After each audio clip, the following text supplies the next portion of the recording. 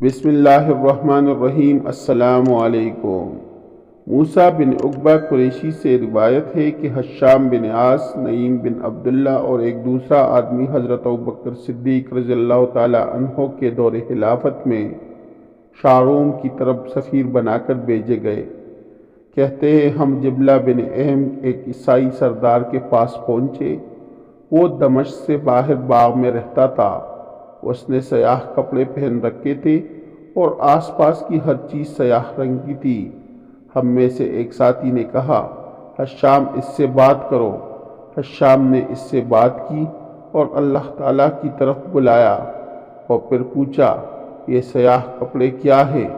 اس نے کہا، میں نے انہیں بطور نذر پہنا ہے اور جب تک میں تم مسلمانوں کو سارے شام سے نکال نہیں دیتا انہیں نہیں اتاروں گا۔ ہم نے کہا، قسم بخدا ہم تجھ سے اور تیرے بادشاہ سے یہ ملک چھین کر رہیں گے انشاءاللہ تعالی۔ ہمیں ہمارے نبی صلی اللہ علیہ وآلہ وسلم نے اس کی بشارت دی ہوئی ہے۔ کہنے لگا، پھر تو تم سامری قوم ہو جن کے بعض عقائد یہود سے ملتے ہیں اور بعض نہیں، مگر تم سامری نہیں ہو سکتے۔ ہم نے کہا، سامری کون ہوتے ہیں؟ کہنے لگا، جو دن کو روزہ رکھتے ہیں اور رات کو عبادت کرتے ہیں۔ ہم نے کہا، ہم ایسا ہی کرتے ہیں بخدا۔ اس نے سوال کیا، تمہارا روزہ کیسے ہوتا ہے؟ ہم نے اپنا روزہ کے متعلق بتلایا۔ کہنے لگا، تمہاری نماز کیسی ہوتی ہے؟ ہم نے نماز کا طریقہ بھی بتلایا۔ اللہ جانتا ہے۔ یہ سنتے ہی اس کا چہرہ بٹے سے جل بن کر نکلنے والی اینٹ کی طرح سیاہ ہو گیا۔ کہنے لگا، اب تم چلے جاؤ۔ اس نے حکم دیا کہ انہیں بادشاہ کے پاس لے جایا جائے۔ ہم چلے۔ شہر کے دروازے پر ہمیں ایلچی ملا۔ کہنے لگا، اگر تم چاہو تو تمہارے لیے خچر یا گھوڑے لے آئے۔ ہم نے کہا، ہم اسی حالت میں جائیں گے۔ اس نے بادشاہ کو پیغام بھجوایا کہ یہ لوگ نہیں مان رہے ہیں۔ اس نے جواب دیا، انہیں یوں ہی آنے دو۔ چنانچہ ہم امامے باندھے تلواریں حمائل کیے اونٹوں پہ بیٹھے اندر داخل ہو گئے۔ جب ہم فرما روائے روم کے دروازے پر پہنچے تو ایک بلند بالکونی میں بیٹھا ہوا ہمیں دیکھ رہا تھا۔ ہم نے اپنے سر اٹھا کر کہا، لا الہ الا اللہ۔ اللہ جانتا ہے ہماری آواز سے اس کی بالکونی ترترا اٹھی جیسے تیز ہواؤں میں کھجور کا درخت لہراتا ہے۔ اس نے ہمیں پیغام بھجوایا کہ اس طرح مجھ پر اپنے دین کا ظاہر کرنے کا تمہیں کوئی حق نہیں۔ پھر ہمیں اندر بلایا گیا۔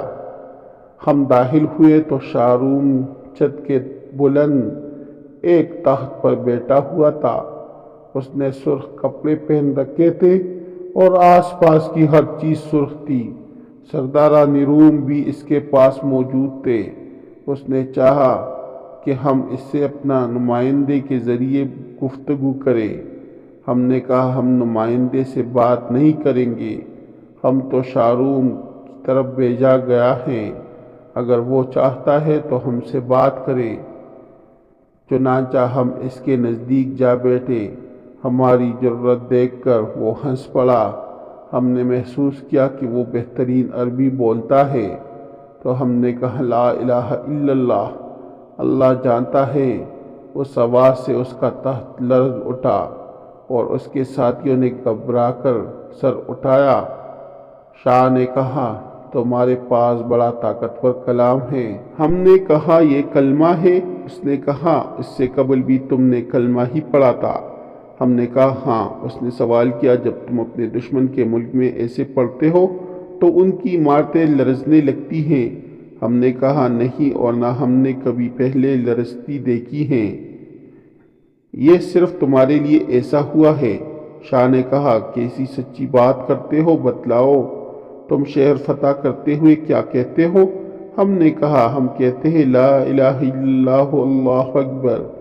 کہنے لگا، جیسے تم آپس میں سلام کہتے ہو، تم نے مجھے ایسے کیوں نہیں سلام کیا؟ ہم نے کہا، یہ تمہارے لیے حلال نہیں اور تمہارا سلام ہمارے لیے حلال نہیں۔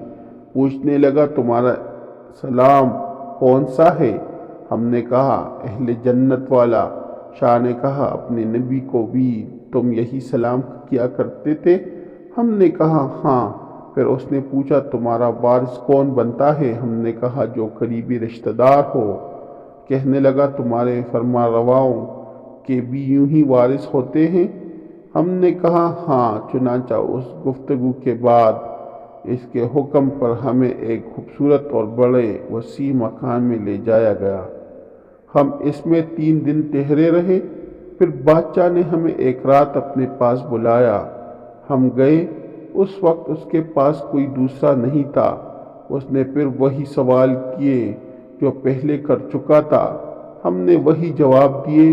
اس کے پاس ایک بڑا سا سنہری اور مربع تابوت سا پڑا تھا۔ اس میں چھوٹے چھوٹے دروازے تھے۔ اس نے ایک دروازہ کھولا اور سیاہ ریشمی کپڑا نکالا جس میں ایک سفید تصویر تھی۔ تصویر میں ایک لمبا اور گھنے بالوں والا آدمی تھا۔ کہنے لگا تم اسے جانتے ہو؟ ہم نے کہا نہیں۔ کہنے لگا یہ آدم علیہ السلام ہے۔ پھر اس نے تصویر واپس وہیں رکھ دی اور دوسرا دروازہ کھولا۔ ایک سیاہ ریشم نکالا جس میں سفید تصویر تھی۔ ایک آدمی جس کا بڑا سر، لمبے بال اور سرخ آنکھیں تھی۔ کہنے لگا اسے پہچانتے ہو؟ ہم نے کہا نہیں۔ کہنے لگا یہ نوح علیہ السلام ہے۔ اس نے پھر تصویر وہیں رکھ دی اور ایک دوسرا دروازہ کھولا۔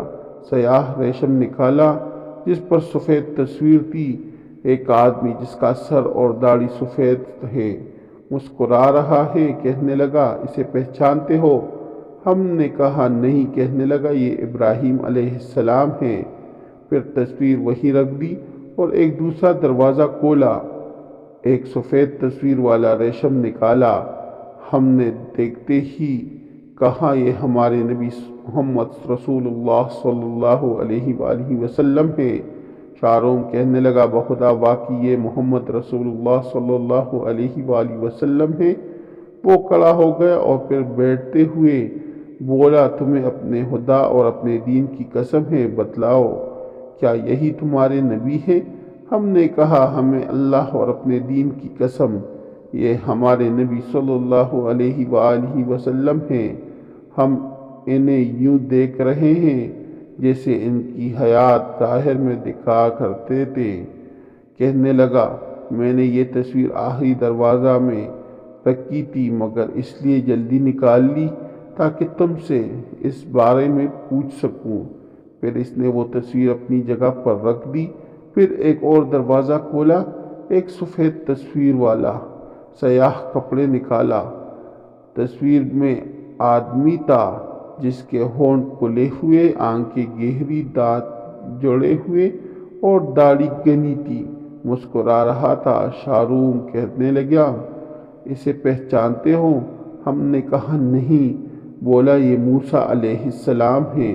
تصویر میں ایک اور آدمی بھی تھا جس کی شکل بھی ویسی ہی تھی مگر آنکھیں اور سر ذرا گول تھا۔ شاہ نے کہا یہ حضرت ہارون علیہ السلام ہے۔ پھر اس نے وہ تصویر اٹھا لی۔ اب اس نے ایک اور دروازہ کھولا اور سفید تصویر والا سیاہ کپڑا نکالا۔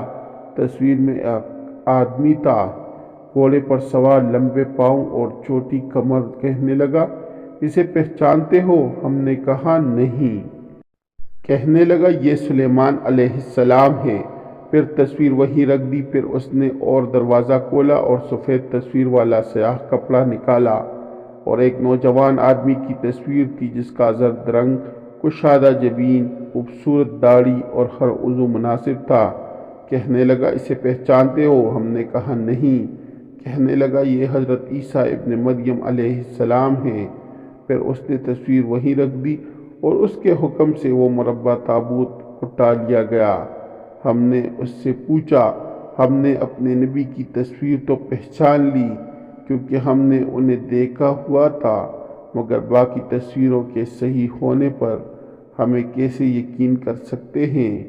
کہنے لگا حضرت آدم علیہ السلام نے اللہ سے سوال کیا تھا کہ انہیں ہر نبی کی تصویر دکھائی جائے۔ اللہ نے ایک جنتی ریشم پر تمام تصویریں انہیں عطا فرمائی۔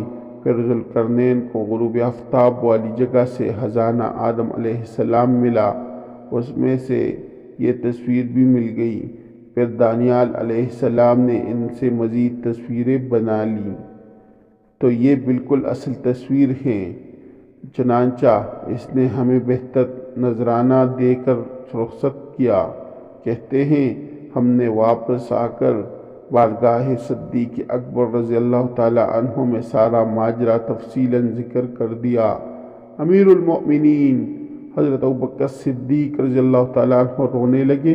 پھر فرمایا بیچارہ اگر اللہ کا اس کے ساتھ بلائی کا ارادہ ہوتا تو وہ ضرور اس کو بلا کر دیتا۔ پھر فرمایا ہمیں نبی کریم صلی اللہ علیہ وآلہ وسلم نے ارشاد فرمایا تھا، یہود اپنی کتابوں میں محمد صلی اللہ علیہ وآلہ وسلم کی بعثت کا تذکرہ پاتے ہیں۔ اس پر اللہ نے یہ آیات اتاری۔ ترجمہ: اس نبی صلی اللہ علیہ وآلہ وسلم کو اپنے پاس تورات و انجیل میں لکھا پاتے ہیں۔ معزز دوستو، اگر آپ لوگوں کو میری ویڈیو اچھی لگی ہو تو میرے چینل کو سبسکرائب کریں، اس ویڈیو کو لائک کریں اور دوستوں کے ساتھ شیئر کریں۔ شکریہ۔